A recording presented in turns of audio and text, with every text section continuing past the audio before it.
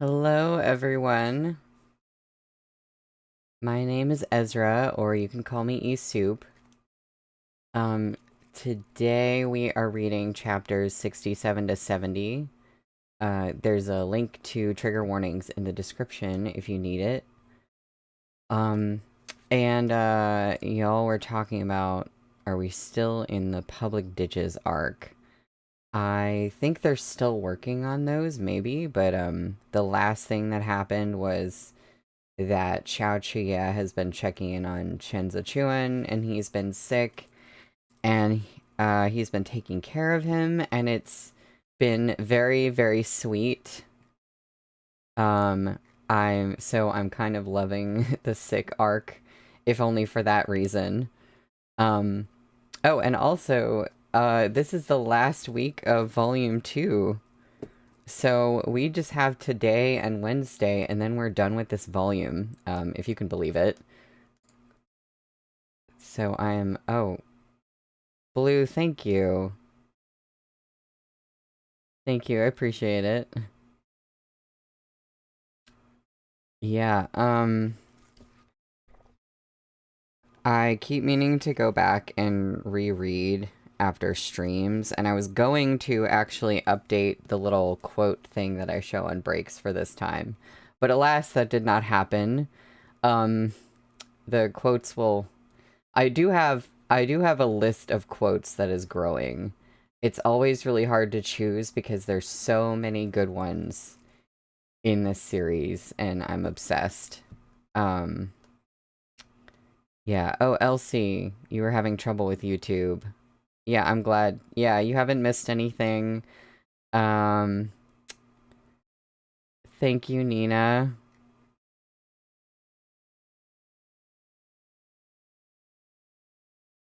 Um, so yeah, does anyone have any, I don't know, like predictions or thoughts about what might be going on, politically? That's the hard part of this series. Like, it's easy for me to latch on to Xiao Chuya taking care of Shen Zichuan. That's a lot less complicated than some of the things that have been happening. And Elsie, I did see some of your comments when you were listening to like previous chapters, and I was just like, okay, big brain Elsie, because there were definitely a lot of details that I didn't really notice at first. Yeah, I figured that you might have some theories. Because yeah, some of those comments, I was like, oh, okay, interesting. You said something about Hai Liang Yi being suspicious, I think, which I agree with, even though I'm like, I don't know what he's up to, but I do feel like something is up with him. Um, as with everyone, Hai Liang Yi is the first one to have fallen sick. Okay, yeah, that's interesting. I still... it would make sense that, oh, the sickness is just because of being, in the floodwaters.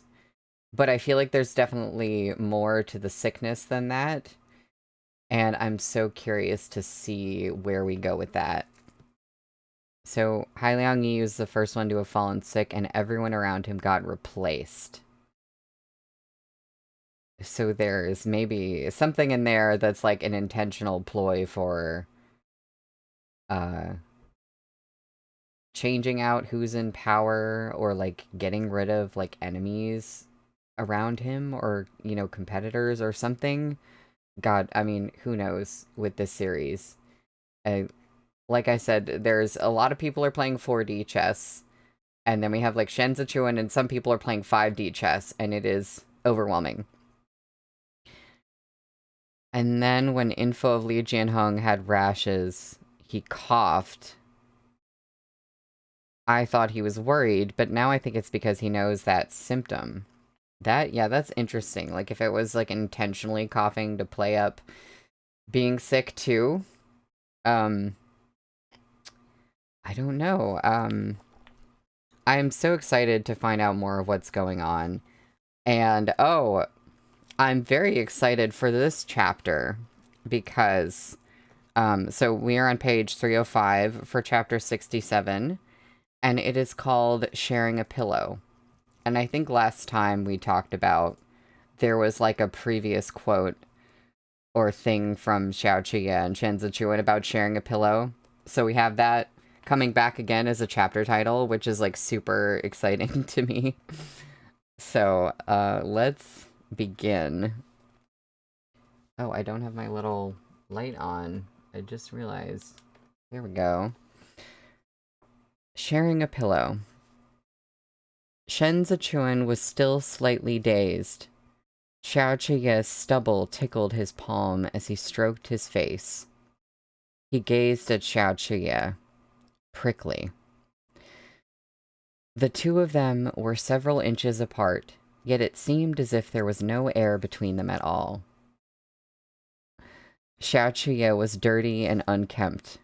There had been no time to tidy up these last few days.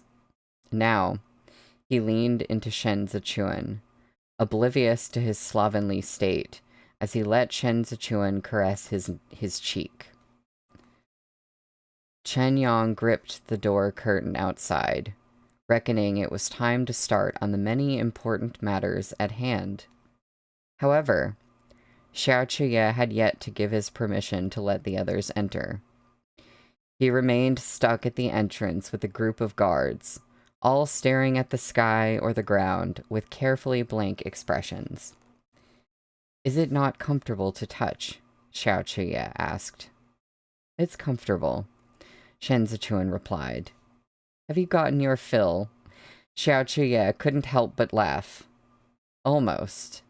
Shen Zichuan pursed his lips and whispered into Xiao Qiya's ear. "So prickly, it's hurting me." "Where does it hurt?" Xiao Qiya tilted his head and pressed their foreheads together.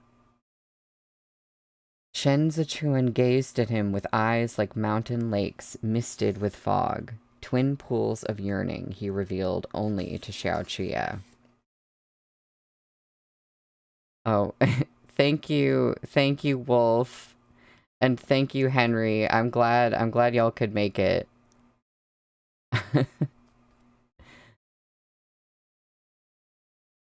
Xiao Qiya gazed back, watching the corners of Shen Zichuan's eyes curve with the barest hint of emotion. Just the barest hint. Just the barest hint. You know, that's all that he'll show. And that's still significant. He suddenly covered Shen Zichuan's eyes. After a moment's pause, he said, "Now is not the time to tempt me, is it?" "What bad thoughts were you thinking?" asked Shen Zichuan. "I'm just looking at you." "Not letting you," Xiao Qiya said. "Do it when we get back." Outside, Chen Yang coughed a few times and raised his voice. "Master." Xiao Qiya lifted his palm from Chen Zichuan's eyes and stood up. "Come in." Only then did Chen Yang raise the curtain. Everyone filed inside. Shen Zichuan leaned against a pillow, overcoat draped around his shoulders. As he drank his medicine, he listened to the account of what had transpired in recent days. When Chao Tianya had spoken, Shen Zichuan considered for a moment. "You're right. There's something fishy about this, start to finish. I too suspect the collapse of Ohua Pavilion was no coincidence, but deliberate sabotage using the public ditches as cover. It's only been half a year since His Majesty's ascension. So many matters are waiting to be settled. This is the time for those around him to make their mark." Xiao Qiya sat on the bench beside the bed. Who would want him dead? This was also the thing Shen Zichuan couldn't figure out. He drained his medicine and handed the empty bowl to Chao Tianya. "It's difficult for us to investigate within the palace. We need a suitable person on the inside." leaving the position of the Director of Writ at the Directorate of Ceremonial Affairs vacant so long was no good thing. But neither Xiao Chiye nor Shen Zichuan could interfere in this. The palace was the Empress Dowager's territory. Her Majesty had final say over who would be appointed to the post. Anything was better than nothing. If they could plant an agent within the palace, it would be better than being completely blind. You wanted to investigate Xiang Yun before, Shen Zichuan suddenly said. Did you discover anything? I was so busy I forgot, said Xiao Chiye. Gujin. Gujin stepped up. I went to Xiang Yun Villa, but I didn't find much of note. Xiang Yun herself keeps only a handful of patrons. I investigated them one by one, but couldn't connect any of them with the perjury from the assassination case. Shen Zichuan had the nagging feeling he'd missed something. In each of these incidents, an unseen hand had pulled the strings behind the scenes. There must be some tangible link between them. He lost himself in thought. Perhaps his mind was still fogged after his recovery. He couldn't fit the pieces together, no matter how he tried. His Majesty remains unconscious, and his illness has yet to subside. We have a few days to spare. There's no need to rush. As Xiao Chiye spoke, he stretched his shoulders and arms. The public ditches are dredged, so everyone should rest while they can. We'll get to the bottom of this one way or another. Right now, it's more important than ever to conserve our strength for what's to come. The guards chorused their agreement and retreated. When they had left the room, Xiao Chiye sat at the edge of the bed and took off his boots. You've had your fill of sleep, but Argongza is barely hanging on. Xiao Chiye stretched out beside Shen Zichuan. Come closer. Be my blanket and cover me.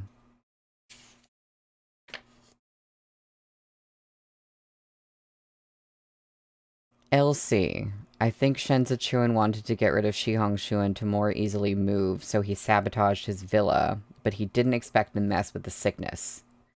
And it sounds like he didn't expect, Li Jianheng to be there, so there's someone else messing with things.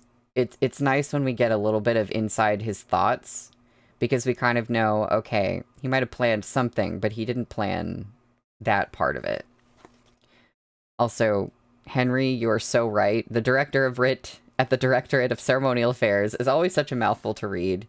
It totally messes up, like, the cadence of the sentence that I'm trying to read. Shen Zichuan turned his head to look at him. Use the overcoat. Xiao Chiye closed his eyes. You do it. Shen Zichuan tucked the pillow under Xiao Chiye's head. Xiao Chiye made a blind grab for Shen Zichuan and gripped his wrist, pulling him into an embrace. Too thin. Xiao Chiye ran a hand over his ribs. Your bones jab me when I hug you. Once autumn arrives, wild game from Libei will be here too. You'll get proper nourishment then. We'll have you fattened up by winter. Xiao Chiye's breathing was heavy with drowsiness. He turned his head and pressed the tip of his nose to Shen Zichuan's temple, then forced a smile and said, Sleep with your Argongza a while. He really was exhausted. He'd hardly closed his eyes these last few days, driven to stay awake day and night, like a lone wolf pacing his den. No matter how strong he was, he'd reached a point where his strength and energy were spent. Now that Shen Zichuan was on top of him, Xiao Chiye found this weight perfect. He lay warm and content under the pressure of his body. Oh, just like a perfect weighted blanket. He had thought to sleep just a few hours, then wake up by nightfall and do a proper tally of the medicinal expenses incurred over the last few days. Who knew he would sleep until nearly dawn the next day? Head foggy, he rolled onto his side and buried himself in Shen Zichuan's arms. Xiao Chiye floated in his daze a moment more before his mind cleared and he propped himself up. His head had slipped off the pillow at some point, and it seemed he had lain on Shen Zichuan's arm for the latter half of the night. Shen Zichuan was curled on his side with his head on the pillow, while his other hand had pulled the overcoat over Xiao Chiye like a protective embrace. Dawn had yet to come. It was dark inside the room.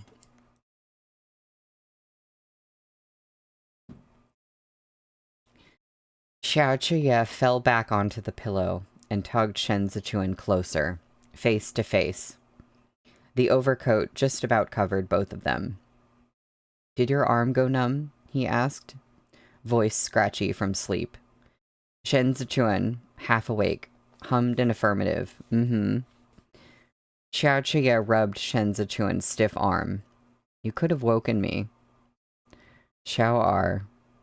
"Hmm?" Shen Zichuan opened his eyes to look at him. "You were calling for Shen Lanzhou in your sleep." Xiao Chiye smiled and murmured, "Just dreaming about what I think of in the daytime." They were pressed tight together under the coat.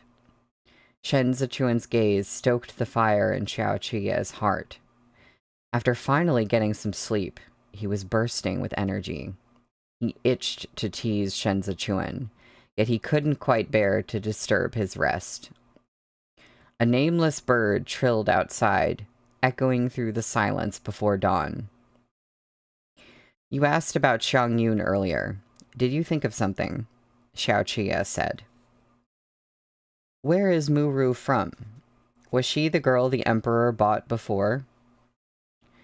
"She was a birthday gift presented to His Majesty from the villas in the countryside." Xiao Chiye wrapped his arms more firmly around Shen Zichuan. "She was kept in his villas outside the city at first. It took a lot of effort just to train her. I've seen her registered birthplace. She's a native of the city of Jincheng. You think she's the one?" After the assassination attempt, His Majesty came to detest eunuchs. Besides Shuanglu, he never got close with another. The palace maids who wait on him are all carefully selected. The only one who could encourage him to sneak out of the palace is Mu Ru. Shen Zichuan sank into thought again. If it's her, there must be a reason. She's born no imperial heir. She survives only at the whim of His Majesty. If anything, she should be the one most concerned about His Majesty's safety. "That's the thing," Xiao Chiye said. "Whoever pulled off a scheme like this must have thought it through carefully. There has to be a larger goal. The Xiande Emperor's sudden death and the Hua clan's fall from power didn't just remove a few officials. It shifted the entire political climate of Great Zhou. In the past 6 months, Hai Liangyi has been locked in a stalemate with the noble clans and still hasn't truly stabilized the government. It would benefit no one for the current emperor to meet with misfortune now. When His Majesty wakes up, we may know more," said Shen Zichuan. "The Ministry of Works is on the hook this time. Pan Xiangjie will be hard-pressed to absolve himself of blame. He's certain to be censured and investigated. Have you seen the clerk from the Ministry of Revenue, Liang Cuishan?" "Yep, I've seen him." Xiao Chiye thought for a moment. "He's diligent. I asked him to keep a detailed record of all the medicinal herbs coming and going since day one. Once we're done here, the Ministry of Revenue and the Chief Surveillance Bureau will come to check the ledgers. You only have to hand over his notes." "Oh, well done." Xiao Chiye was unstinting with his praise. "When the epidemic broke out, There was no time to wait for orders from the palace. I had my men collect whatever we needed from the apothecaries. The Imperial Army has our own handwritten notes, but it's not as convincing as the testimony of one of the Ministry of Revenue's own. If it's all in black and white, the Imperial Army and their Ministry of Revenue won't have to rip into each other over it. Xiao Chuye hated dealing with the Ministry of Revenue. Reconciling the accounts with them every year was a hassle of the highest order. After this major incident with the public ditches, this ministry was sure to come under scrutiny. He wouldn't put it past those old foxes to drag the whole Imperial Army into the mire with them, just to put the Grand Secretariat in a fix. After all, the law couldn't be enforced if everyone was an offender. Even without the current crisis, political affairs were always complicated at the beginning of spring, when official documents piled into mountains and gave the Grand Secretariat a massive headache. Shen Zichuan laughed. You have no wish to see the Ministry of Revenue, but they're also afraid to see you. The incident with Chuan Cheng's silk last time implicated Wang Xian. I saw he's already been transferred to the Ministry of Rights.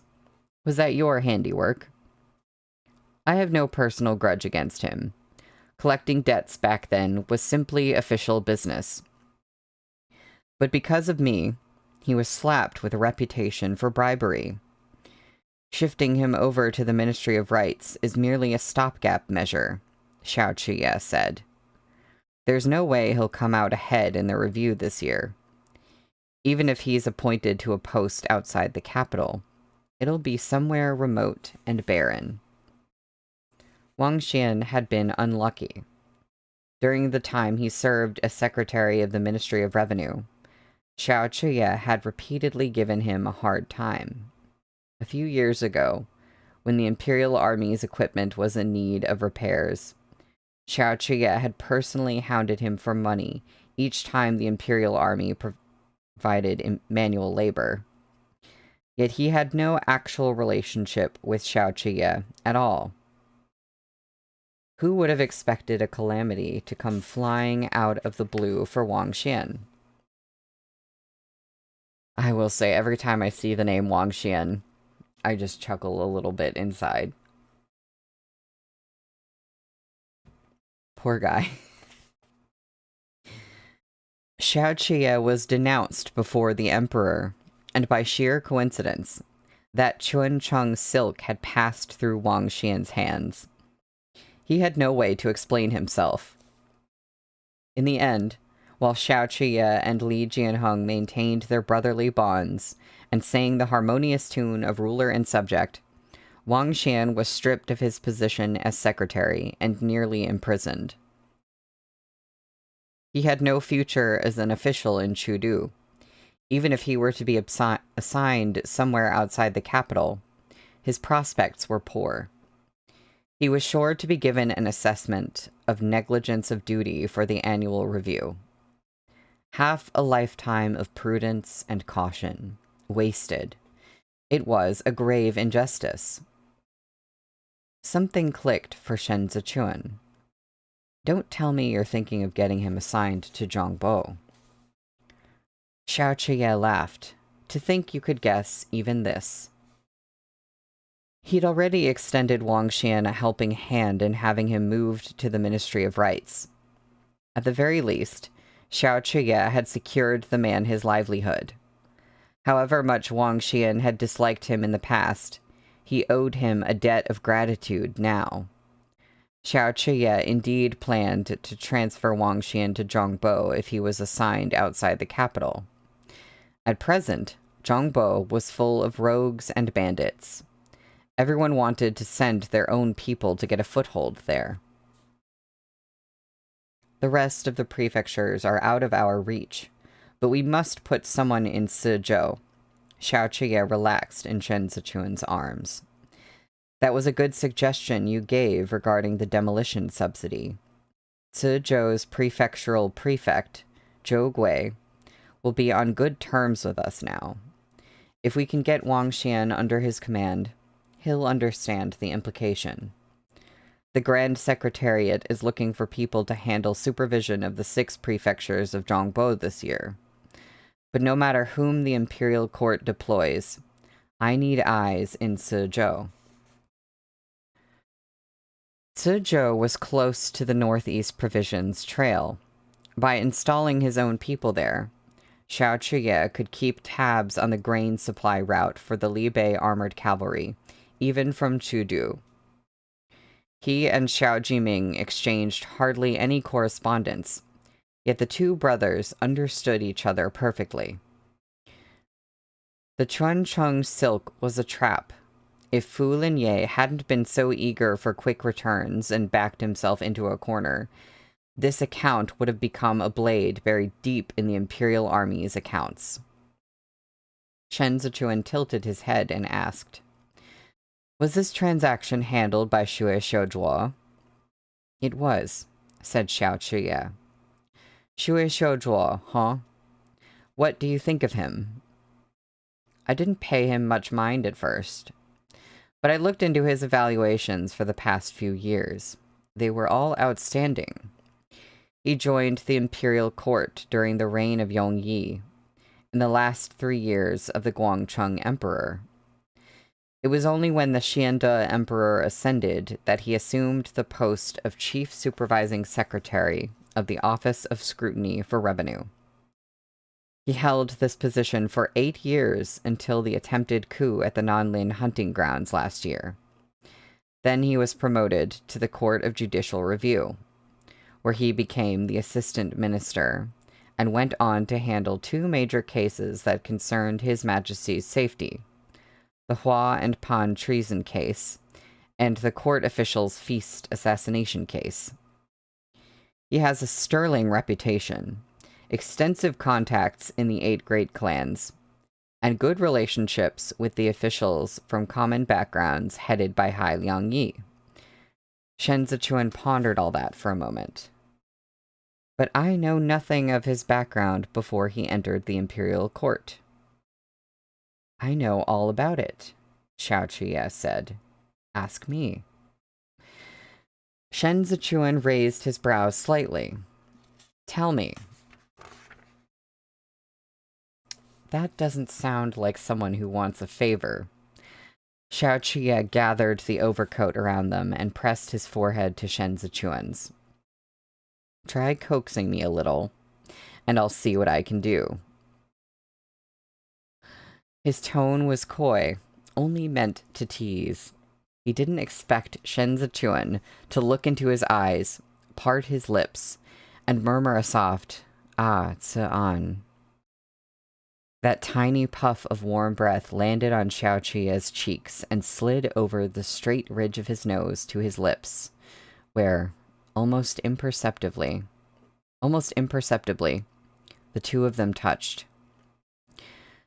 Xiao Chuye suddenly rolled over and propped himself on his elbows above Shen Zichuan, leaving a narrow space between them. He took hold of Shen Zichuan's chin to raise his face closer and said, "All talk and no action. Our Gongza won't fall for it."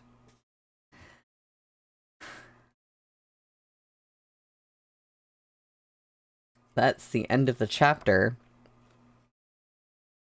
So,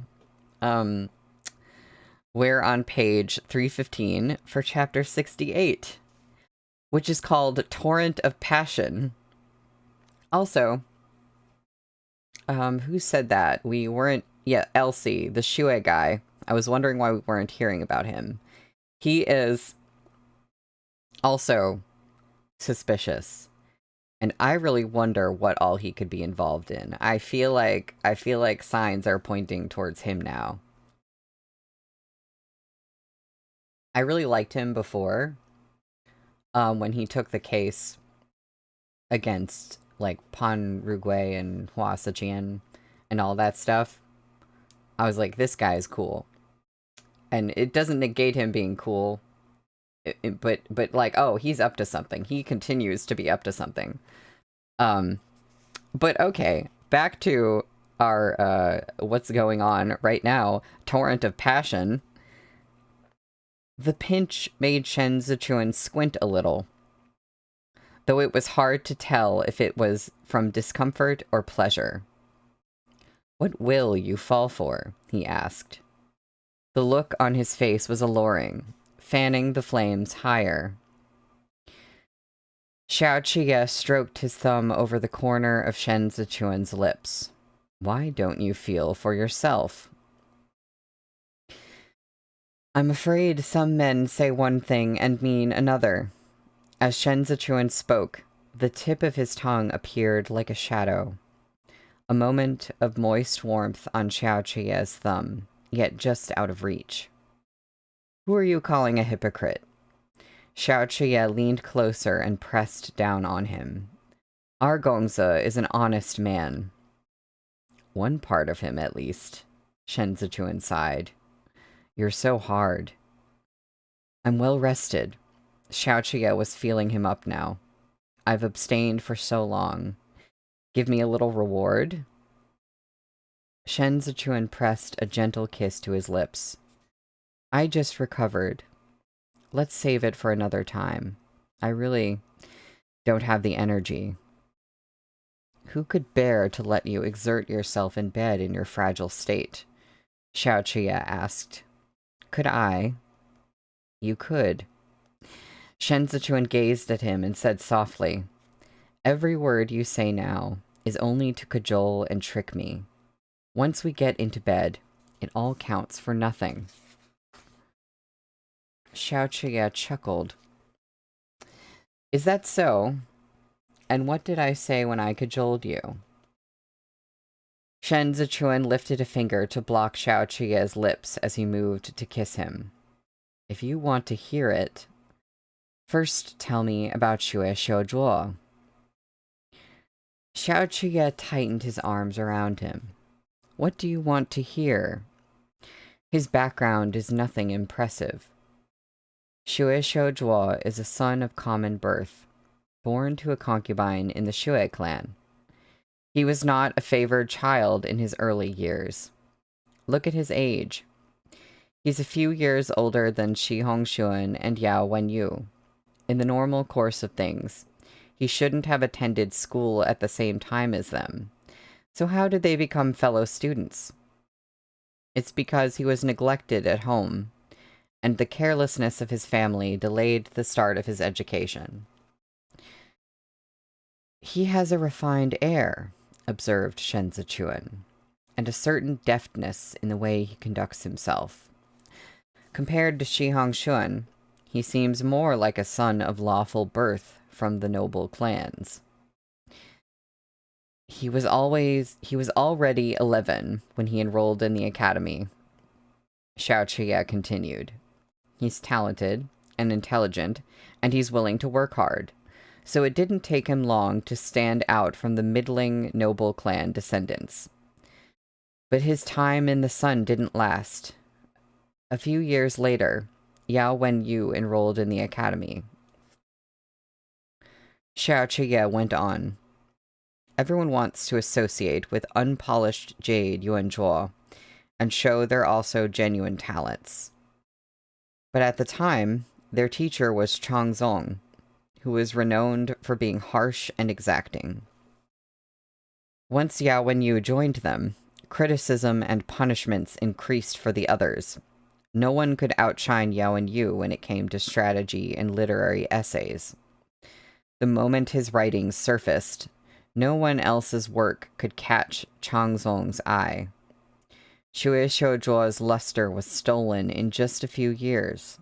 After that, he never displayed his talents again." "Elsie, bros, are we doing politics or each other? Pick one." Blue, you said the answer is always yes, and yeah, it's both. The answer is always both. Later on, Yao Wenyu became Hai Liangyi's student. You know what Hai Liangyi is like, so you can guess how talented Yao Wenyu must be for Hai Liangyi to accept him. But what most people don't know is that the one who sent a visitation card to Hai Liangyi first wasn't Yao Wenyu, but Xue Xiuzhuo. He kowtowed thrice to Hai Liangyi, but in the end, Hai Liangyi didn't accept him. Had it happened to anyone else, even if they didn't fall out with Hai Liangyi, they would still resent him. But that's what's so impressive about Xue Xiuzhuo. He was there the day Yao Wenyu underwent the rites to formally become Hai Liangyi's student.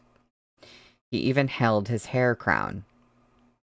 Hai Liangyi disliked him, yet Xue Xiuzhuo never once uttered an aggrieved word. The Secretariat Elder's residence was bestowed by the Guangcheng Emperor. He's particular about his peace and quiet. He doesn't receive officials as private guests, and he doesn't keep excessive attendants to run errands. One year, his pavilion collapsed. When Xue Xiuzhuo heard, he didn't even take his meal. Instead, he went to replace the stones for Hai Liangyi personally. He certainly holds Secretariat Elder Hai in high esteem, Shen Zichuan said. Now that you mention it, when I looked up his past evaluations, I also saw his essays on contemporary politics from early years in public service. They were all discourses on increasing income and reducing expenditure, as well as straightening out the local farm and field registers, the very issues Hai Liangyi confronted when he first entered the Grand Secretariat. He really is more like Hai Liangyi's student than Yao Wenyu is, Xiao Chiye agreed. Hai Liangyi served in the Military of Revenue for over 10 years. He's only too aware of all the dirty tricks used in provincial account books. To get to the bottom of the mess back then, he assigned Xue Xiuzhuo, who took on the post of the Ministry of Revenue's Chief Supervising Secretary, with the specific purpose of inspecting and auditing the various accounts. Xiao Chiye lay back down on the bed with Shen Zichuan in his arms. His current social connections were all established back then. He remained Chief Supervising Secretary for 8 years, and his reviews were all outstanding. He should have been promoted long ago, but he never was. Why? I think Hai Liangyi intentionally held him back. Perhaps Secretariat Elder Hai was moved by his sincerity. To think he was willing to spend the time to polish Xue Xiuzhuo. Even if they aren't teacher and pupil in name, the relationship between them surpasses that. Shen Zichuan furrowed his brow.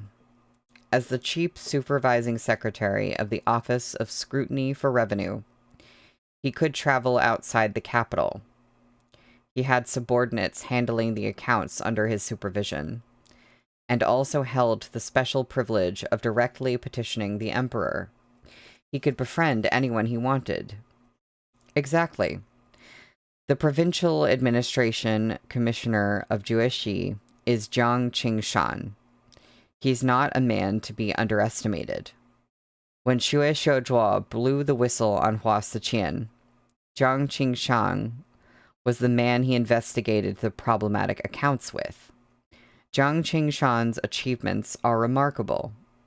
Back when Chudu failed to provide relief funds to Jueshi, he bore the costs and kept the 13 cities from succumbing to starvation. He's bold and decisive, with the courage to act first and report later. A man with an iron will. But he has a bad temper, and doesn't often socialize with officials from the capital. Even when the Hua and Pan factions were at the height of their power, he never paid Pan Rugui ice respect. He's dauntless, and he has the capability to go with it. That's why even though Hua Siqian loathed him, he never could get him demoted. But a man like that, who wouldn't even give Yao Wenyu the time of day, is still on familiar enough terms with Xue Xiuzhuo to address him as brother. You can imagine how good Xue Shoujuo is at making friends.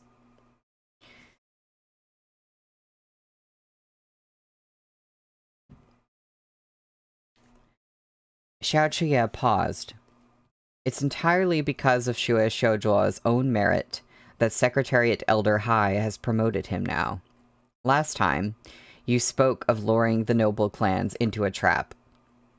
I think you've hit the nail on the head. Xue Shoujuo may very well make it into the Grand Secretariat.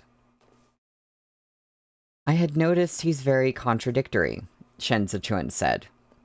His essays on contemporary politics in his early years were all about the commoner's welfare and livelihood.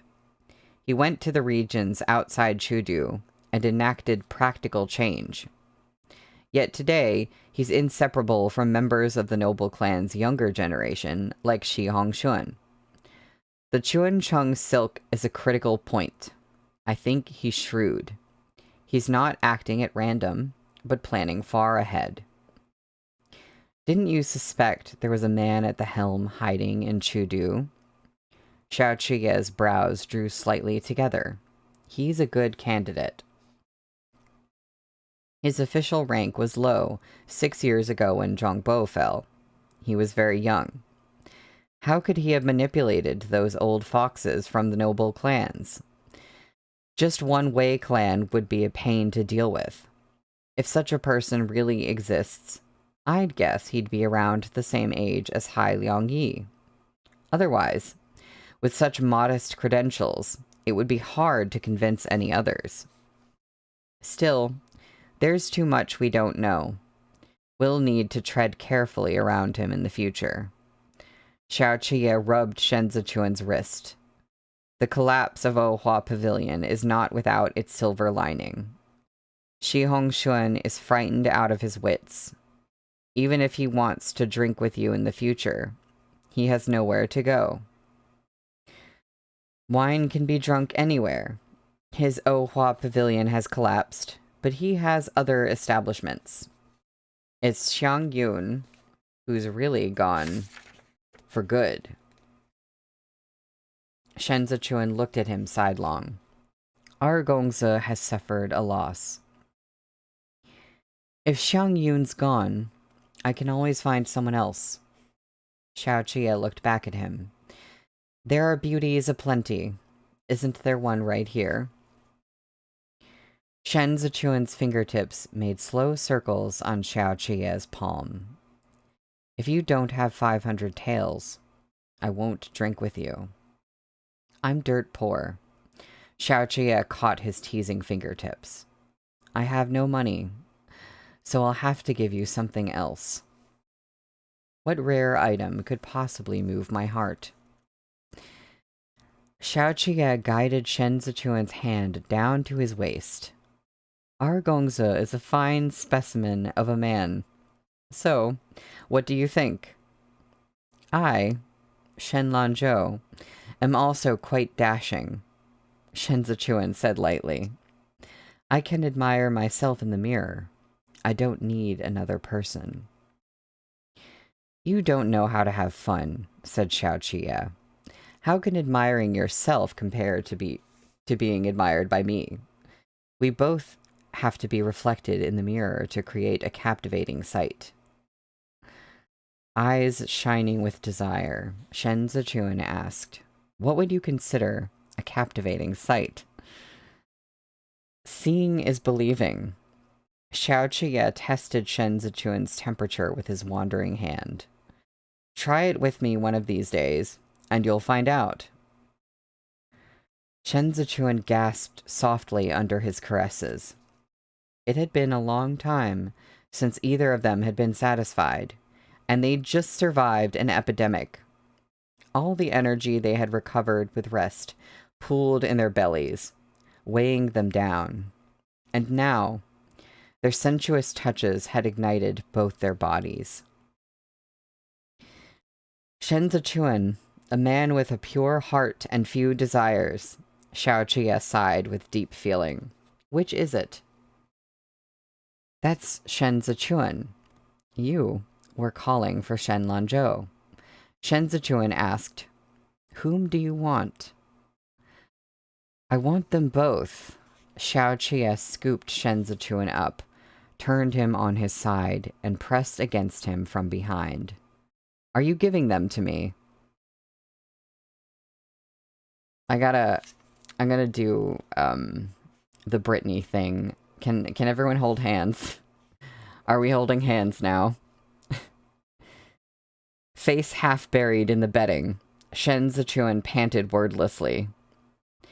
Xiao Qie leaned down to his ear and bit him. Shen Zichuan's ears were sensitive. His breath hitched under Xiao Qie's licks and bites, and the corners of his eyes blushed scarlet. Shen Yang boiled some water.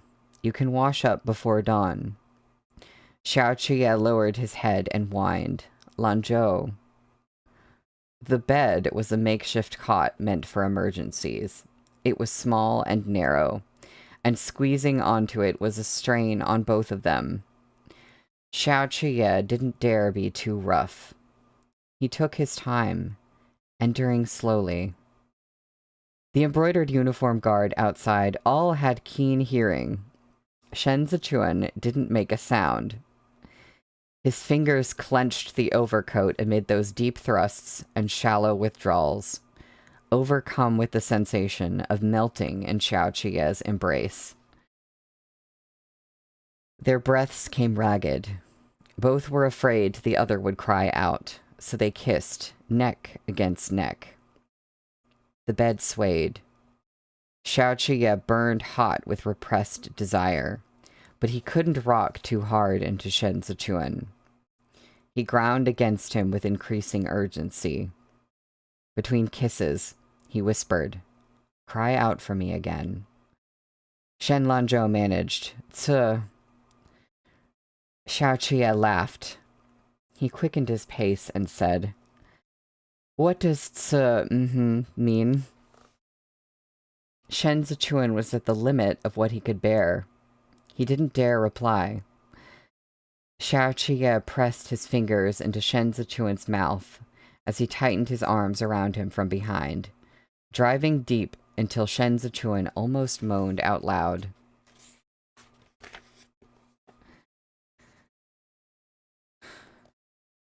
Literally gagged. Henry. Outside, dawn was breaking. Shen Zichuan had just woken, and this wasn't the time or place. Xiao Qie stopped after one round, even after they rushed to the conclusion. Shen Zichuan remained flushed for a long time, though their lovemaking had left them both drenched in sweat. He lifted not a finger to clean up. Blue. Now that's interesting. I guess you guys were right, and they only made out under that bed. I'm still questioning, just a little bit, if they made out under the bed or did something more. I still feel like they did something more, but it's hard to tell if Tong Jiu Qing is, like, giving more detail sometimes and less detail other times, or if she's always giving, you know, details and maybe they did just make out, but I still feel like it was more than that. But you know, yeah, I don't know, Blue. You're onto something. It's kind of a mystery. Liang Cui Shan looked at the sky and saw it was near dawn. He sorted his ledgers from the past days in preparation for making his report to Shen Zichuan. When he stepped into the courtyard, he saw Ge Qingqing drinking tea under the rain shelter. He greeted him and asked, "Is His Excellency feeling better today?" This humble subordinate has tidied up the records. I've come to report the details. Ge Qingqing didn't speak. Chen Yang happened to approach at that moment. It was he who replied, "His Excellency has just recovered, and the epidemic has only just passed us by." He's still concerned about infecting others, so he won't be receiving guests today. If you'd like, I can pass these to him on your Excellency's behalf later. Shen Zichuan had given Liang Cuishan direct orders to accurately record the herbs supplied and used at the Temple of Guilt. He didn't dare to be sloppy in any particular, so naturally, he couldn't hand the accounts over to Chen Yang or anyone else. I'm glad His Excellency is on the mend. If it's not convenient today, this humble subordinate will request an audience again tomorrow. Chen Yang nodded, and Liang Cuishan took his leave. As he went, he noticed the area around the room had been cleared of people, and there were personal guards standing watch. The embroidered uniform guard was on duty, and Shen Zichuan was personally appointed by the emperor. So Liang Cuishan reckoned there was some other work to be done. Without daring another look or question, he hurried away. Xiao Qiye lifted the curtain and stepped out. He had changed into a clean robe, and had a pair of worn boots on his feet, and Shen Zichuan's ivory fan in his hand. Was he here to report on the medicine ledgers? I told him to come back tomorrow, Chen Yang said. Xiao Qiye descended the steps, now refreshed. The hostility that had haunted his expression over these last days had dissipated. He asked, "Has Lao Hu's fever subsided?" Yes. He's feeling more spirited, too, and his appetite seemed to have returned this morning. He wanted to pay his respects to Master, but I told him to come again tomorrow, too. I'll go see him. Xiao Qiye weighed the fan in his hands. The water in the streets has receded, and the sky is clear. News from the palace should be coming soon. We'll likely be here another 2 days at most. How about Shi Hongxuan? He's awake, but men from the 8 great battalions are keeping a tight watch. No one's allowed to see him. There's no hurry, Xiao Qiye said with a hint of a smile. His Majesty has surely woken by now as well. Shi Hongxuan can't escape this. The Chief Surveillance Bureau is waiting to impeach him. The public ditches had been dredged, and the epidemic was contained. The crisis had been beautifully handled. Those at the top were saved from public outrage, all due to the work of those who had crawled through the muck at the bottom. It was time to settle the score. Xiao Tzuan had slept his fill and eaten to his heart's content. He had all the spirit and energy he needed to dally with the noble officials. I am also surprised that Shi Hongxuan is not dead. It did sound really bad, Elsie. Xiao Qiye suddenly turned to Chen Yang at his side and asked, "Are they done with the earrings I sent you for the last time? When we return to the manor in a few days, I'll go collect them." I told them to make them as quickly as possible, Chen Yang said. They should be done by now. But why would the master go himself? I'll collect the package on your behalf. I have to collect this one personally. Xiao Qiye tossed the ivory fan to Chen Yang and took the lead with long strides. Let's go. We need to pay Tan Tai Hu a visit. That's the end of the chapter. I'm so excited for the earrings. I'm so ready. We need to get to the earring gift like now. But it is time. I am going to take a 5 to 10 minute break, and when we return, we will be on page 325 for chapter 69. Nice. Which is called Recounting Merits. Is this why I wore the earrings today? To gay? No, it's totally to gay. That's what we're calling it now. No, it's actually not. I was just like, oh yeah, the earrings. And also it's, it's officially actually getting cold now where I live, like finally. And I just felt a little bit more like festive and wintry, or, you know, autumnal. I don't know, whatever. Just like, you know, the season. It just felt right. So, I had forgotten that earrings were happening, and I read that and I was like, oh yeah, the earrings, like perfect timing. um, thank you, Blue. They're very on theme. It is too gay. Too gay, hopefully. We get to the earrings being gifted. I'm really hoping for that. So yeah, I will take a break, and I will be right back.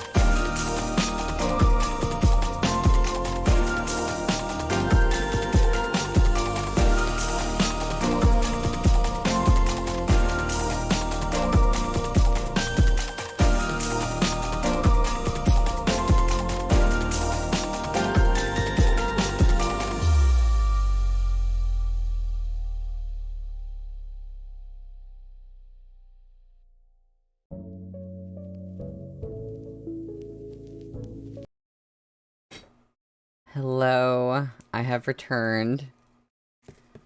And yeah, y'all were talking about my schedule. But yeah, I'm gonna do this book through volume 4, then 1 through 4 of Case File, then the rest of QJJ, and then 4 volumes of Case File, and then I'm taking a break at that point with some other series, and I think I'm gonna do Scum Villain at that point, because shockingly, I have barely read any of Scum Villain, actually. So then after Scum Villain, since that's 4 volumes, that's gonna be all in one go, and then I'm gonna finish Case File. As far as I know right now, we'll see if anything gets, upset in between, and it might change, but I think that's how I'm gonna do things. I laid out this whole, I was, looking at my calendar, mapping out, over a year in advance, and it is wild to, look that far down the road. So there's a possibility of me taking, a no-stream break for myself at some point in there, but I didn't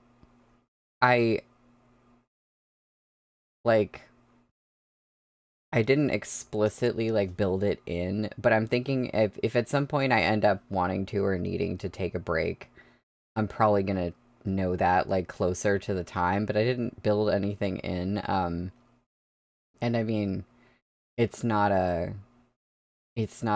strict schedule, so I know y'all would be understanding if I had to, change something. But as for right now, the thing is, I have a lot of fun doing the streams, and they don't take a lot out of me, so I was just kind of when would I want to take a break? Other than days that are, actually holidays. I have a break from, streaming around, Christmas and New Year's. But other than that, I was just I like doing it. It's fun. We have a good time.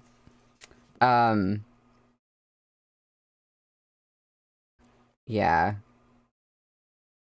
And, yeah, Henry, between Case File and Scum Villain, the clownery we'll watch unfold, I can imagine that will be interesting. It'll be sort of let's take a break from whatever intense stuff is happening in Case File at this point to do something a little more fun.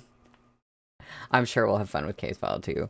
I'm really excited for it. But, I am most excited right now to see what happens next, in chapter 69, which is called Recounting Merits.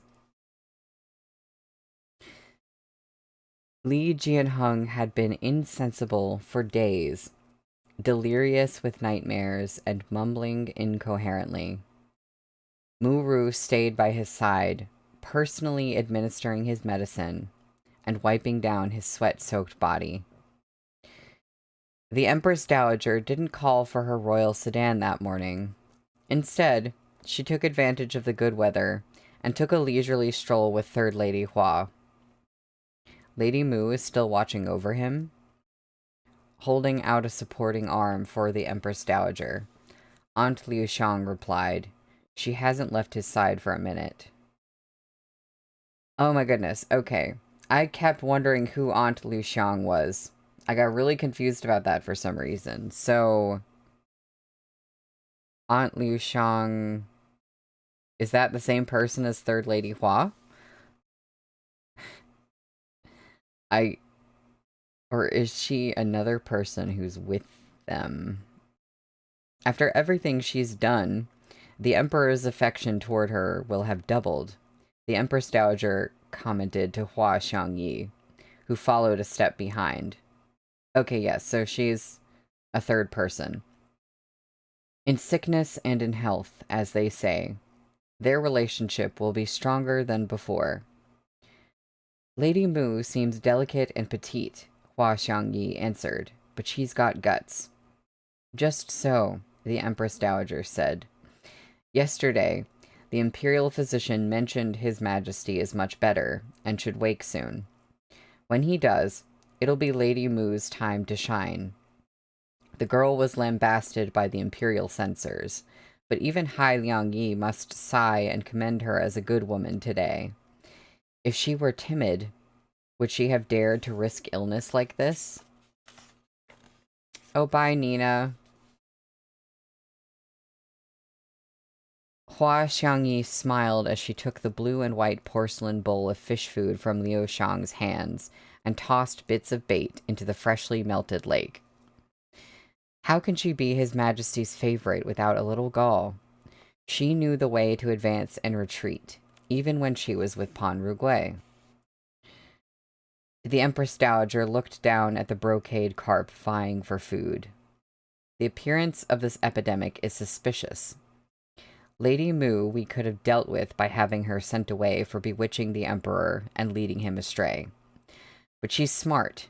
She knows His Majesty's affection is a token of immunity. Look how she's exhausted herself taking care of him. When the dust settles, Shi Hongshuan will be the only one in for a rough time. In the previous sally against Xiao Chiye, the noble clans lost Wei Huaixing. Fu Linye, too, has been denounced and demoted. In the end, no one benefited. And now that the Imperial Army has stepped up in this emergency and dredged the public ditches, Xiao Chiye can expect a reward. Shi Hongshuan deserves to be punished, Hua Xiangyi said. He who thinks not of challenges in the future is sure to be beset by calamity in the present. Auntie, I think his transfer to the Bureau of Evaluations in the Ministry of Personnel has blinded him with success. It's no coincidence misfortune has befallen him. If he'd been more prudent, how could anyone have outmaneuvered him like this? She went on. Now someone has served him up as a stepping stone for Xiao R to tread upon. It's only fitting that he's penalized. What's more, while I was inquiring about some matters in Qidong, I heard the heir of Li Bei provided Zhongbo's Cizhou 40,000 taels in aid during the Great Snow before the next year. It's also partly thanks to these 40,000 taels that Xiao R was able to persuade the Ministry of Revenue to distribute aid during this crisis. Now Cizhou and Li Bei have become friends who have weathered adversity together. When the imperial court sends a provincial administration commissioner to manage the 6 prefectures in the future, they'll have to consider Li Bei's interests too. The Empress Dowager rubbed the bait into crumbs between her fingers and sprinkled them into the lake. Yes, the one who benefits most this time is Xiao Chiye. I'd almost believe he released the contagion himself, given the outcome. The Empress Dowager paused. Lady Mu is in good health, so why is there no news of an imperial heir? If we can't rid ourselves of her, we must keep her within our grasp. Once she bears a child, I can stop worrying about the future. In truth, the Li clan had at one time had quite a number of descendants. But during the Guangcheng Emperor's reign, the crown prince had slit his own throat, supposedly, and the princes below him in rank either died or were deposed, leaving only the Xiande Emperor and Li Jianheng. The Xiande Emperor reigned for a mere 8 years, and because his health was poor, only imperial concubine Wei had ever gotten with child. But during those few days of national mourning, someone had drowned the woman in a well without so much as a squeak. Only Li Jianheng was left. Apparently. Since he had ascended the throne, there had been no news of a pregnancy from the imperial concubines in the palace. The Empress Dowager despised Muru, who had spent years in a eunuch's compound. She'd originally intended to pick an astute girl from the Hua clan in Dicheng and appoint her imperial consort. Li Jianhong wasn't a passionate or devoted man. Once he had a new lover, he would brush off his old flame. But who would have expected Mu Ru to be clever and courageous enough to sway the emperor with pillow talk and to speak up numerous times for the Empress Dowager? If the Empress Dowager wanted to raise the future crown prince at her knee, she had to keep an eye on Mu Ru's belly. Lady Mu has also profited from this misfortune. Hua Xiangyi genteelly wiped fish bait off her hands. She has a younger brother. Does Auntie remember? Feng Chun, Aunt Liu Shang quietly reminded the Empress Dowager. I vaguely remember such a person, the Empress Dowager said. Did he not take Pan Rugui as his grand godfather? When Pan Rugui was executed, I'm guessing His Majesty secretly retained him for Lady Mu's sake. Feng Chuan received a recommendation from Auntie once for promotion. I'm sure he remembers your kindness. Hua Xiangyi moved to support the Empress Dowager herself. Auntie, this pair of siblings are without anyone to rely on. Help them a little. And to them you'll be like Guan Yin, the goddess of mercy. The Empress Dowager took a few steps forward. Feng Chuan is a eunuch. Call him back to the palace. There are plenty of vacancies in the 24 Yemen, Liu Shang. Arrange a good post for him. Consider it a fulfillment of those siblings' wish.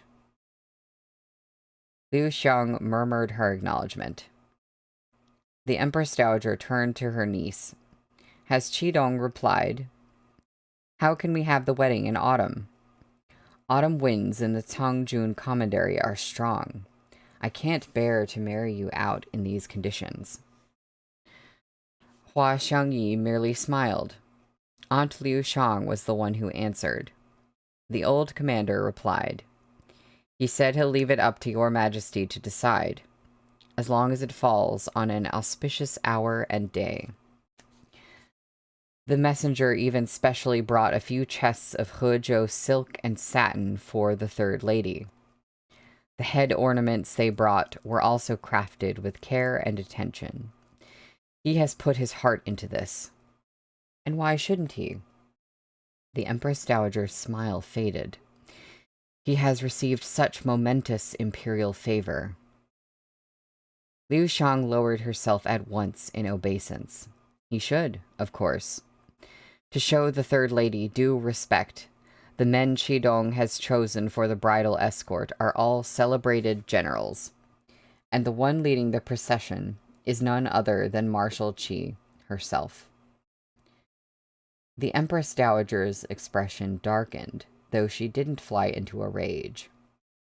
I wrote to the Bianjun commandery, specifically asking that the Earl of Biansha, Lu Pingyan, travel to fetch the bride, yet he's come up with all sorts of excuses to decline. It's obvious he doesn't dare accept because of the Prince of Libei. The Lu clan are a bunch of blockheads. We'll see how much Libei can help them in the future.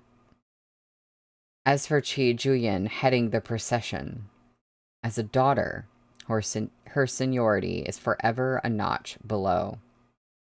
The nerve of Qi Shiyu to suggest it.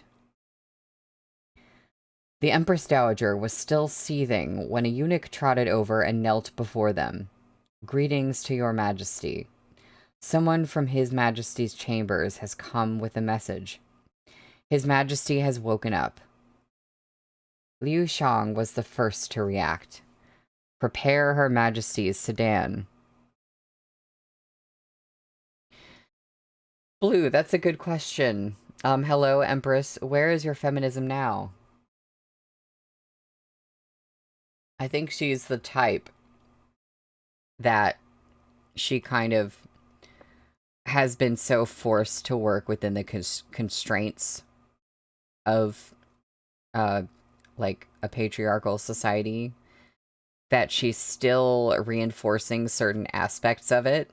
So I think to her, it's like the idea of the image of a woman heading the procession is still an affront, even though, like, she might want women to be, like, you know, doing things behind the scenes or working from the positions that they have and maybe, you know, secretly having a lot of control and power. But it's like, I think it's like the idea of like the image or having that be on the surface that's like offensive to her. Or maybe it's kind of like, oh, she gets to do something that I didn't do at some point. I don't know. That's kind of how I'm thinking of that. Tantai Hu, a coat draped over his shoulders, was carving a crude cricket from wood to give to Ding Tao and Xiao Wu. The moment Chen Yang lifted the curtain, the three stood to pay their respects. You've only just recovered. Sit. Xiao Chiye motioned for them to rise from their bows and found a chair himself. How are you feeling? Thanks to the Supreme Commander for your concerns. Tantai Hu brushed the wood shavings off his hands. My fever is gone, and I've eaten. I can return to duty today. There's no rush. Xiao Chiye was wearing a worn robe today. After sitting a moment, he asked, You fell ill so suddenly. You were usually in good health, so what happened? What did the military medic say? The medic couldn't explain it either, said Tantai Hu. I've been wondering, why me? Even when I trained bare-chested in the rain with our Imperial Army, I never caught so much as a cold. I saw the list the Supreme Commander had Chen Yang compile of those who fell ill. There are some elderly men and women, and a handful of youngsters, but too many of the young and strong. The outbreak of this pox was bizarre. Chen Yang piped up in agreement. His Excellency, the Lord Judge, may be right. This is no natural disaster, but a man-made one. Xiao Chiye leaned back in thought. Regardless of which it is, while we've been working to contain it, time has passed. Any clues have most likely been disposed of by now. It could have been worse. At least I'm the one who fell ill. Tantai Hu was still anxious. If the Supreme Commander had been laid low instead, the patrols in Chudu would be in chaos. Startled, Xiao Chiye's hand, which had been stroking his thumb ring, stilled. He said nothing, and the others didn't dare interrupt his contemplation. This never crossed my mind. After a long moment, Xiao Chiye bared his teeth in a fearless smile. Never mind. It's a bad debt, no? Thankfully, we had a plan. It's not all that worrisome. Rest up today. Who is looking after those children in your home right now? Tantai Hu hadn't expected Xiao Chiye to remember the children. His eyes stung. When I fell ill, I entrusted them to Chen Yang. They're in the Imperial Army's office compound. With the brothers there watching out for them, they'll be fed at the very least. They're all right. Most of the men in the Imperial Army were originally from local households in Chudu. Those of you recruited from outside to fill the posts have no houses and no wives. It isn't easy to raise any children. And you fell ill while digging dishes in a disaster. Consider that a meritorious service. Chen Yang will report it to the Ministry of War and see that you get a promotion at the start of spring. In addition to your monthly salary, the Internal Administrative Division of the Imperial Army will allocate some child support funds from my personal account. An allocation from Xiao Chiye's personal account meant the money was withdrawn from the commander's salary. It could be considered money Xiao Chiye gave him with his own hands. Tantai Hu dropped to one knee when he heard this. That's far too much. I'm already more than grateful the Supreme Commander didn't boot me out and continues to let me serve. Credit where credit is due. You deserve it. I'm giving it to you, so take it. Xiao Chiye rose and said to Chen Yang, Get a record of the soldiers who dug out the ditches, and make sure they get a bonus on their salaries. Epidemics are no laughing matter. Everyone here is risking their lives, so is a little silver not deserved? Let it be known that promotions and assignments will be assessed according to one's merits and demerits if something like this happens again. For people like Lao Hu, I, Xiao Tzuan, will take care of the whole family. Whatever grudge Tan Tai Hu still held toward his commander now utterly vanished. After receiving such kindness, it wouldn't do for him to harp on Shen Zichuan again. And I can see both the kindness and the power move that Xiao Chia is playing with this. That worked out perfectly. Xiao Chia meant every word of it. He paid a call to the others from the Imperial Army who had fallen ill, and similarly rewarded them for their risk. Even the young ones, like Ding Tao, received a hefty bonus. Shen Zichuan drank his medicine as he watched the bustling scene outside the window.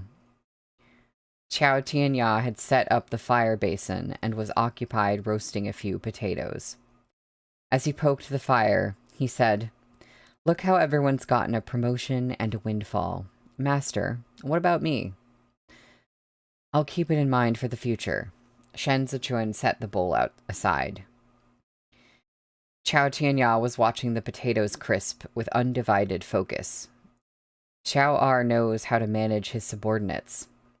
To think he could consolidate the Imperial Army and turn it into his very own impenetrable fortress in the span of just a few years. He certainly has put the work in. It's not surprising he'd put work into something that concerns his own safety, Shen Zichuan said. The Imperial Army is his newly sharpened blade. The more smoothly he can wield it, the better. Tan Tai Hu is a high-ranking military officer he recruited from outside Chudu. If he isn't properly managed, the people under him will become the roots of trouble. He's made the most of his opportunities, but he's also won their hearts.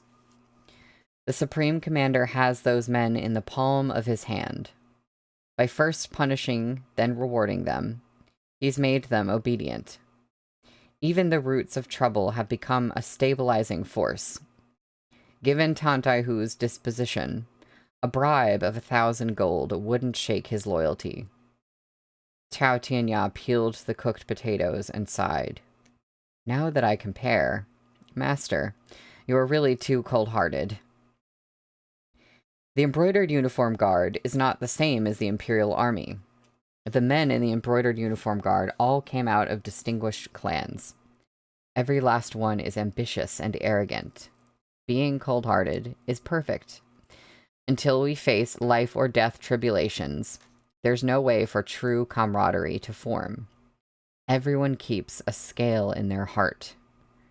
Since Han Chung assumed the post of Chief Commander, he has already doled out quite a number of rewards to those below him. But how many genuinely think well of him? Shen Zichuan paused. Now that you've eaten the potatoes, leave the meat later. You must have put on 7 or 8 caddies since you started following me. Would Master like to hear a tune? Chao Tianya asked. I can play and even sing. I can do without the money, but at the least you could reward me with 2 pieces of meat, right? Get out, said Shen Zichuan mercilessly.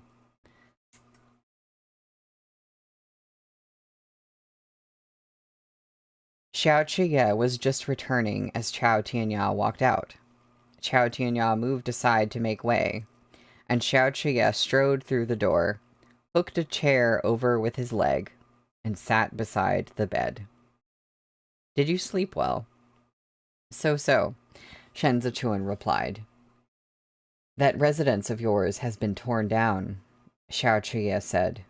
Where do you plan to live after you get out of here in a few days? Shen Zichuan sighed.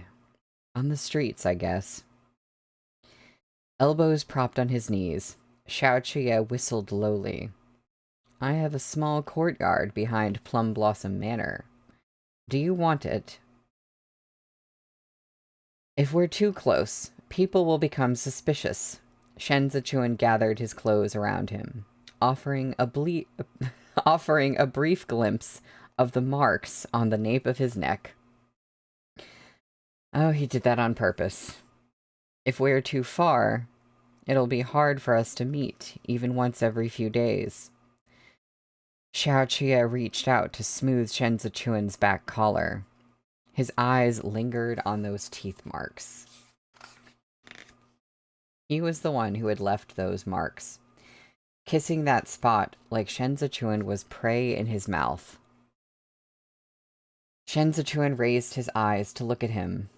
I suppose I'll see you in the imperial court, Xiao Qie averted his gaze. That makes us sound like strangers. Well, what's to be done? Shen Zichuan looked at him. Where's my fan? Chen Yang happened to be lifting the curtain at that moment, tray in hand. Without thinking, Xiao Qie said, "Gone." Chen Yang lost it. Shen Zichuan looked toward Chen Yang, who, despite his shock, nodded solemnly and said with deep grief, "Your Excellency, this humble subordinate. It's just a fan. Our Gongzo will compensate you on his behalf," Xiao Qie said leisurely. "That ivory fan is so gaudy. Let me gift you one. Even if it's crude, it came from Shi Hongshuan," said Shen Zichuan. "How can I put on the persona of a tasteless rascal if I meet him later without it? I'll give you something even more tasteless, inlaid with gold and jade. Our Gongza has deep pockets.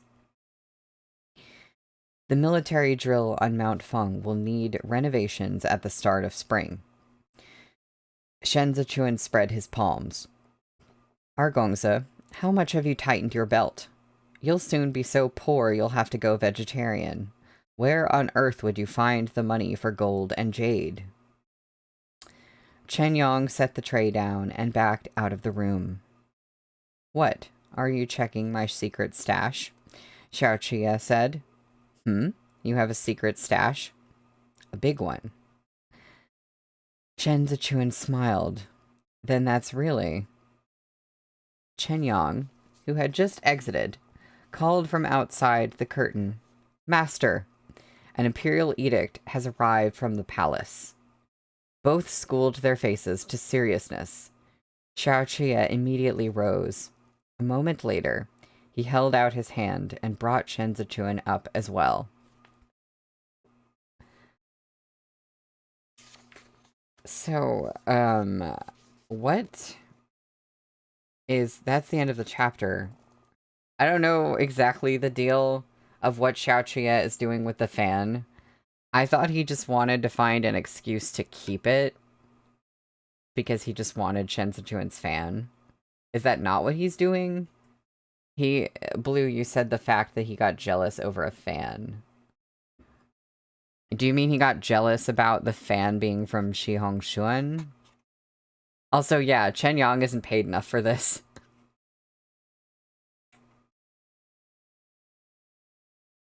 He just wants to be the one to give Shen Zichuan a gift instead of somebody else, is what I'm taking it from it. Okay, Blue, yeah. He wanted it gone because Shi Hongshuan gave it to him. Okay, no, that makes sense. So, we are on page 337 for chapter 70, which is called Reopening. The Temple of Guilt had received the imperial edict unexpectedly. Neither Xiao Qie nor Shen Zichuan were wearing their official robes. Everyone gathered in the courtyard and knelt to receive the words of the emperor. The eunuch who had come to deliver it looked unfamiliar. Not daring to put on airs, he began to read out the edict the moment he saw the intended recipient. When he had finished, he bowed slightly and said to Xiao Qie, "Supreme Commander, please rise." "Oh, bye, Wolf. Have a good sleep." Xiao Chuya took the imperial edict from the eunuch's hands, while Chen Yong called for someone to serve tea. The Temple of Guilt stinks of illness, Xiao Chuya said, so I won't invite Gong Gong inside for a seat today. The Supreme Commander has been hard at work for days, tending to your duties without rest. If anyone should sit, it's the Supreme Commander.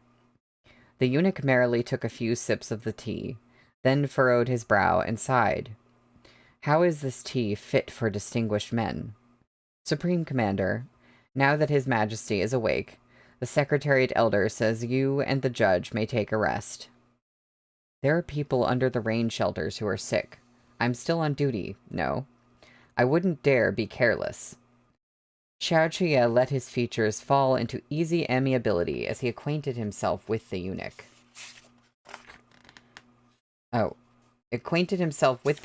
Over this exchange of pleasantries. Both stood in the courtyard, drinking tea as they chatted and laughed. Xiao Chuya asked, Did His Majesty wake up today? That's right, the eunuch, Fuman, replied. Just this morning. The imperial concubines are all weeping tears of joy. The Empress Dowager personally instructed the court of imperial physicians to see to his every need. The contents of this imperial edict were a mere formality. It commended the imperial army, the embroidered uniform guard, and the Ministry of Revenue for their timely action. Any mention of rewards was vague and brief. Fuman had only recently assumed office, and he usually served in the Grand Secretariat compound. The officials of the Grand Secretariat held eunuchs in contempt. Hai Liangyi in particular loathed them. Whenever Fuman had been on duty thus far, he hadn't been permitted to look Hai Liangyi in the eye. He had to retreat to the side and kneel down to reply. Whatever Hai Liangyi asked, he would answer. He didn't dare smile, much less crack a joke. Here, he had not only received a cup of hot tea, he also saw that Supreme Commander Xiao was a naturally carefree man who didn't fuss over trifles. He gradually relaxed as they conversed, intending to use the opportunity to get in Xiao Chuya's good graces. Fuman shuffled 2 steps over and murmured, This humble servant has been going around the Grand Secretariat these days, serving the Secretariat Elder tea. I've come to hear some rumors about the Supreme Commander. With no change in his expression, Xiao Chuya lifted a hand to motion for the others to step away. He draped an arm around Fuman's shoulders and said, Then you must be the Secretariat Elder's new favorite. I also have to keep a weather eye on the skies before I act, and watch for an impending storm. Perhaps Gong Gong can give me a pointer or two. I won't presume to give any pointers, Fuman hurried to say. For the sake of the sovereign and his people, the Supreme Commander conscientiously carries out his duties. The Secretariat Elder knows this too. The Grand Secretariat deliberated for several days over the conferment of an award. The Supreme Commander only has to wait. It'll come. Xiao Chuya smiled. I wouldn't dare take all the credit this time. This crisis wasn't something I could resolve alone. I'd feel uneasy with too great a reward. Oh my. Supreme Commander. Fuman slapped his leg. You're far too humble. Is Shen Zichuan the officer from the embroidered uniform guard who oversaw this mission? That's right, Xiao Chuya said. A frosty fellow. Fuman, who had only heard that the two of them were on bad terms, promptly laughed. Who would have guessed the Supreme Commander would find himself working together with him? Since this business has been successfully handled, he's bound to receive a reward too. But he serves in the embroidered uniform guard, which falls under the authority of the Emperor himself. The Grand Secretariat can't overstep their bounds. His reward will depend on His Majesty. Henry, on bad terms or on bed terms? Nobody knows, I guess. An exception was made for him when he was promoted to Southern Judge before the new year. It's too soon for him to be promoted again, Xiao Qiye replied. The Grand Secretariat didn't object. Fu Man carefully set the teacup aside. He's a thorn in the Supreme Commander's side, so it's natural you would take special note of his actions. But the gentlemen of the Grand Secretariat are all busy with other matters. If His Majesty really does promote Shen Zichuan, no one would dare deny him such a small thing. Blue, I just saw your comment. I'm sure you want to frost him on, but this is not the time or place. I do really like the expression of frosty fellow. His Majesty has met with one misfortune after another. Even Secretariat Elder Hai would acquiesce to any of his whims right now. But I'll tell the Supreme Commander something in strict confidence. There is a danger to his speedy promotions.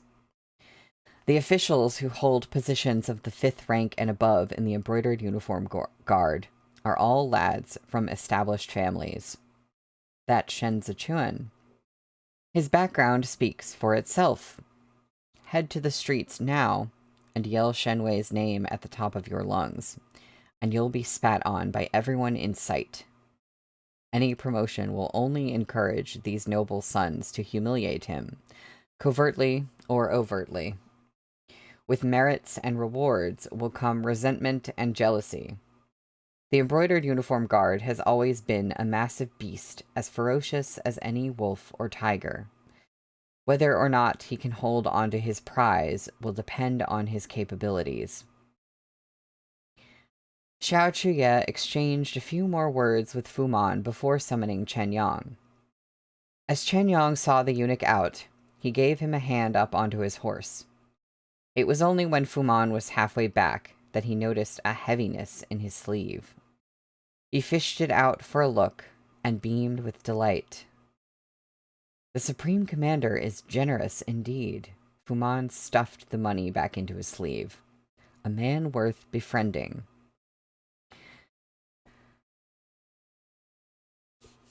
When Liang Cuishan arrived, he gave Shen Zichuan a clear tally of the herbs and medicines. Shen Zichuan asked him a few questions, and he answered each one readily and thoroughly. It was really a shame for this man to stay a minor, unranked clerk. These last few days have been chaotic, said Shen Zichuan. There are countless apothecaries in Chudu, big and small, and the supply and distribution of medicinal herbs has been a complicated mess. I can see the great effort you've made to record everything so clearly. That is what this humble subordinate does in his official capacity. I've only performed my duty. Liang Cuishan added with sincere concern. Your Excellency looks much better today. A little medicine was all it took. I'm fine now, Shen Zichuan said. Make copies of this ledger, and give one to the Ministry of Revenue. You have to report back to your superiors. Give the Imperial Army a copy too, so they know what to expect. At the height of the epidemic, everyone had been on pins and needles. They had set aside old grudges and hatred. But now the rain had stopped, and it was time to weigh the merits and rewards of each man. Between the 3 parties involved in this matter, the Imperial Army, the Embroidered Uniform Guard, and the Ministry of Revenue, it was hard to imagine there would be no blaming or backstabbing. As a minor official, Liang Cuishan had seen it all. He understood Shen Zichuan had bad blood with the Imperial Army, and had expected to find them at each other's throats. But unexpectedly, Shen Zichuan didn't step forward to claim his accomplishment or speak up about his own efforts. Even with the job completed, he didn't hog the credit for himself. Liang Cuishan hesitated. It was your Excellency who instructed this humble subordinate to keep these ledgers. For me to hand them over like this. I was sick in bed. You did most of the work on your own. Shen Zichuan closed the book. I can see you're organized and methodical in your work, and you've served in the Ministry of Revenue for so many years. Why are you still just a clerk? This humble subordinate has served in the Ministry of Revenue since the second year of Xiande, Liang Cuishan said in a pained voice. At the same time, the one in charge was a member of the Hua clan. This humble subordinate is embarrassingly short of money.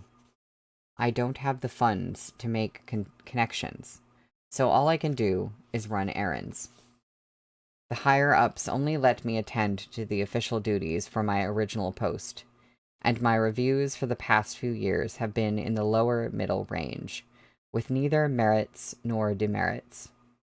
After a moment of silence, Shen Zichuan said, His Majesty is encouraging new opportunities to show one's skills, and the 6 ministries lacks talents. There's no need for you to feel disheartened. The chance will present itself in due time. Liang Cuishan had guessed by now that Shen Zichuan meant to recommend him for promotion. He swiftly bowed. Your Excellency's recognition and appreciation of this humble subordinate is a kindness I will never forget. Shen Zichuan rose to leave. He said nothing further as he lifted the curtain and stepped out. Liang Cuishan looked at the floor blankly. It took him several seconds to realize tears were streaming down his cheeks.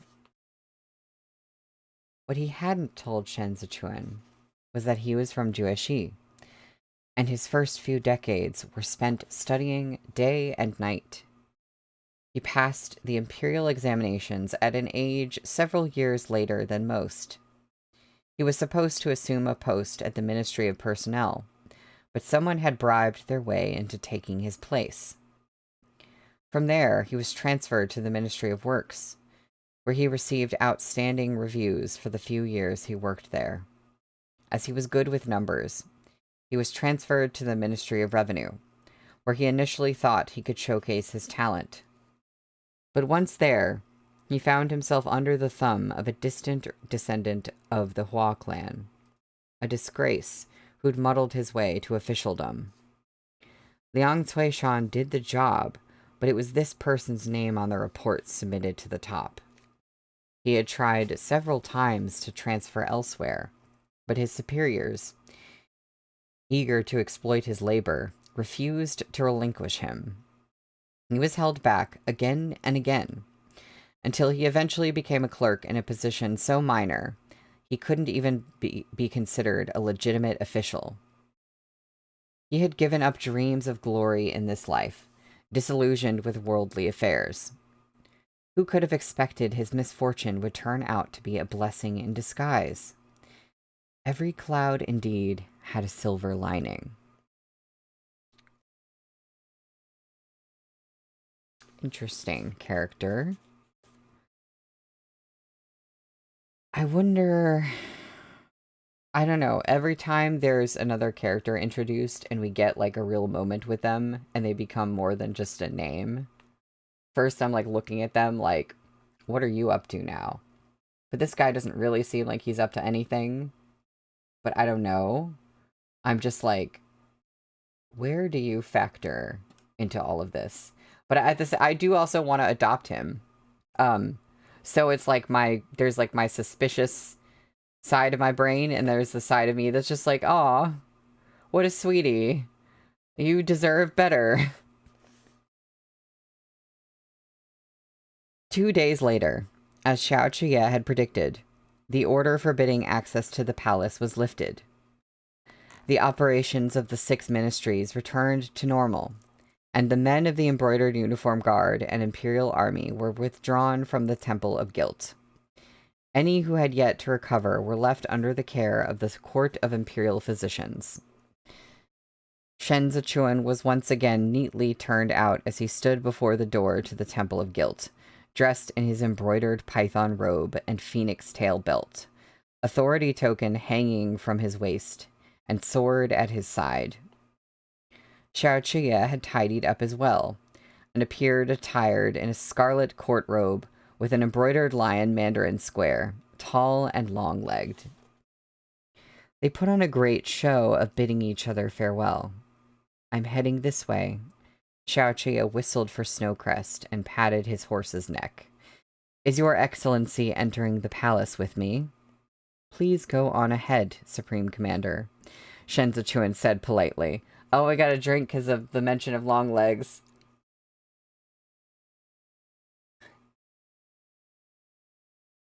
How could I miss that one? These Danmei men and their long legs. Blue. This humble subordinate must report to the chief commander. Being a subordinate sucks. Xiaoqia swung up astride. Don't you want to turn at the top?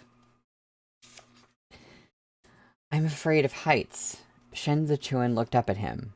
You'd do better to worry about yourself up there.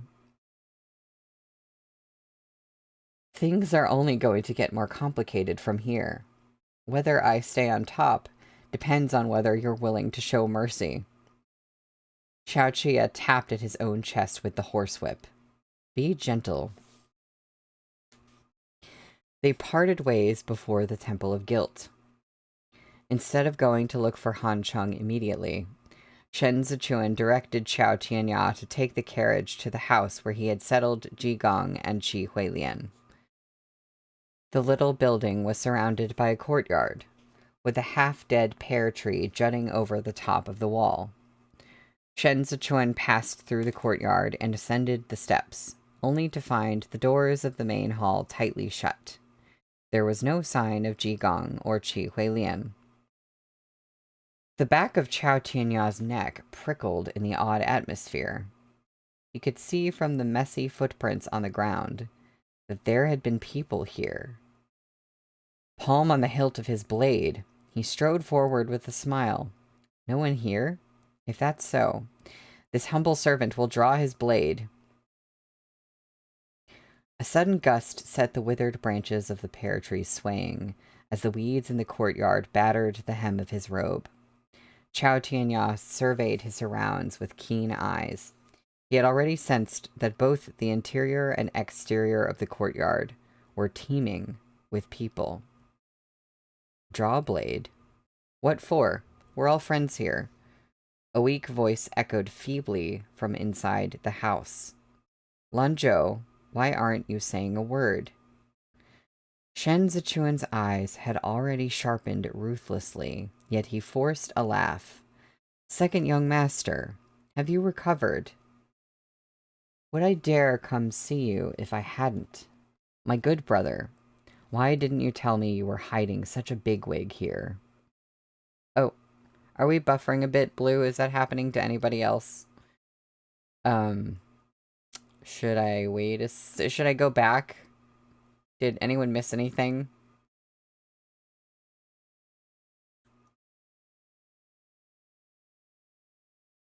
It's fine now? Okay. That's good, because we're so close to the end of the chapter. I'm just like, please don't. Internet, don't be bad now. Shen Zichuan laughed out loud and motioned for Qiao Tianya to step back. He shoved the door open, stirring up the dust inside. An entire room of guards turned to look at him, their drawn blades glinting with snowy white light. Shi Hongshuan sat in the middle of it all, wrapped in fox fur with the teacup in hand. He had lost quite a bit of weight and didn't look well at all. Showing no signs of fear, Shen Zichuan strode in. One is a fool, and the other's a lunatic. What kind of bigwig could he be? If you wanted them, why didn't you just tell me? Shi Hongshuan couldn't bring himself to laugh. He said gloomily, If Qi Huilian is no bigwig, then Hai Liang Yi is common as dirt. Lanzhou, oh Lanzhou, you've hidden this all too well. To think the grand mentor of Yong Yi taught you personally. Ha! Is he banking on you becoming emperor? He's already crazy. Shen Zichuan pulled out his handkerchief, fastidiously wiping dust from his hands. He cast a glance at Shi Hongshuan. You're afraid of a madman? I am. Shi Hongshuan flung the teacup down. A madman taught a rabid dog, whose bites caught me off guard and turned me into a bloody pulp. Blades pressed in swiftly from all sides. Shen Zichuan smiled. You are not speaking sense.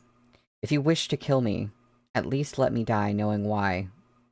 Did you? Shi Hongshuan said, voice dripping with hostility. Team up with Xiao R to screw me over? The room seemed to hold its breath. Shadows fell along Shen Zichuan's face. After a moment of silence, he flashed a smile and leaned against the edge of the table. That's right. Shen Zichuan scrutinized Shi Hongshuan with a wicked darkness in his eyes as he continued contemptuously. If I dared to say that, would you believe it? That's the end of the chapter. That's the end of the chapter. That's the end of our stream today. Oh boy. Well, I do wonder, if there's either foreshadowing that Shen Zichuan could become the emperor because of some secret about his family background, or it is like a red herring to trick us. I still think there's someone around somewhere who has the surname Li, the thing that, you know, the emperor was worried about. But I don't know if it's going to be Shen Zichuan or not. I feel like that would require a lot of crazy things to be true.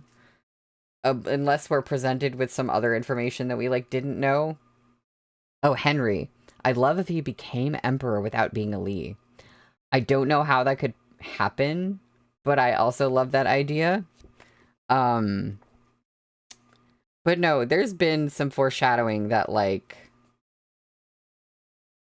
something, you know, there's somebody somewhere could, like, become the emperor, and the fact that we just kind of, like, put that little bit in there about Shen Zichuan, it just makes me, like, look at everything like, what? Like, I just, I don't know. I mean, I'm side-eyeing everything and everyone in this series, so like, maybe someone finds out they're Li and they don't want to be emperor or something. Oh, if Shen Zichuan gets really close to another Li and somehow is able to, like, worm his way into being emperor from there. See, as ambitious as Shen Zichuan is, I do wonder if he'd want to be emperor. We still don't, at the end of the day, like, really know what he wants, which is so exciting.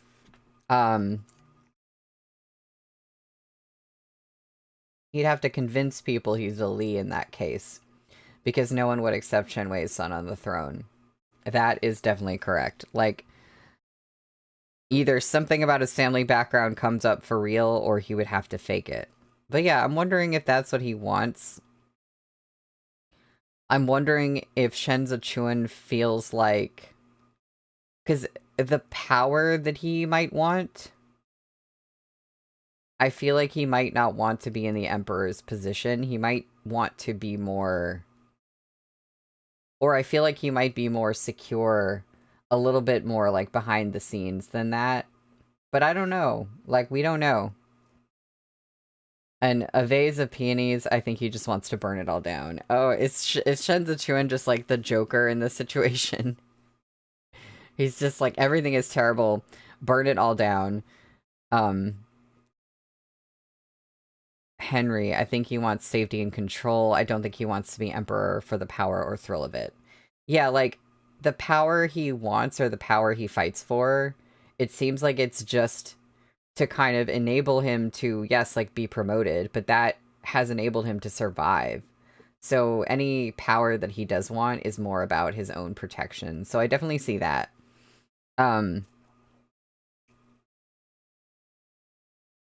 Who knows? Yeah, it's, big L for society here. um, Elsie, I feel like at least he doesn't want a few old clans to be the one who truly control the country. That's definitely, like, he wants, that's right, because we kind of, like, we know he wants to bring down the 8 great clans. And I guess it is just, like, stopping this, kind of, like, their hold on power and the way that they can manipulate others with that hold on power. I guess he wants to, like, upset things within the nobility. I don't know. He's such an interesting character. It's cool when we actually do get, like, a little peek into his mind. We've gotten, like, a few little peeks into his mind, but there's still so much missing. There's so much left that I'm like, please tell me more. I wish we didn't have to stop right now.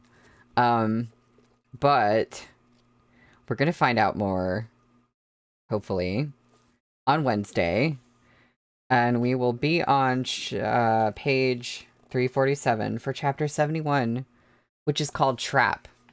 And my first question is just, like, you know, did Shi Hongshuan set a trap for Shen Zichuan? Or did Shen Zichuan and Xiao Chuye set a trap for him? I really like the chapter title because we kind of don't know the position that they're in. Who is trapping who? You know, like, in my mind, this could just be, like, one big, like, trick where Shen Zichuan knew this would happen and he already had something in place. But we will find out next time. So I will see you on Wednesday. Thank you for coming. Have a good one. Bye.